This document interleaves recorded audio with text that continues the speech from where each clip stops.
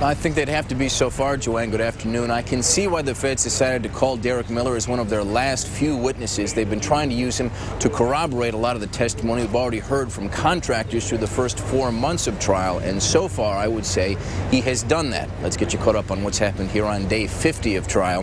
This is Miller's second day of testimony. He was on the stand yesterday, as you recall, and he was one of Kwame Kilpatrick's closest aides for years inside City Hall, and Kilpatrick was his best man in his wedding.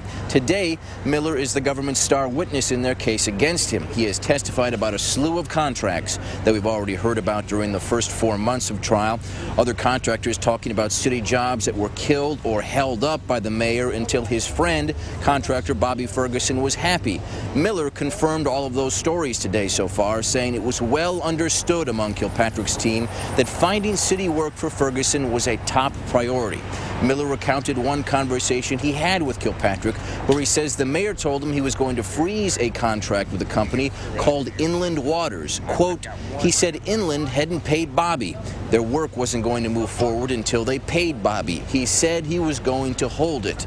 Miller said it sometimes felt like Kilpatrick took orders from Ferguson, and he said that by the end of his time in the administration, Ferguson wielded more power than Miller himself. This is his second day on the witness stand. We expect that there will be an opportunity for the defense to cross-examine Mr. Miller, and that should be a sight to be seen.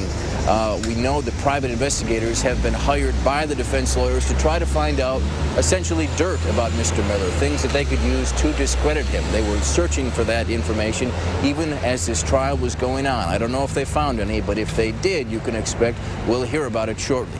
We are live blogging at WXYZ.com if you want to follow along with the rest of Mr. Miller's testimony live in federal court downtown. I'm Ross Jones, 7 Action News.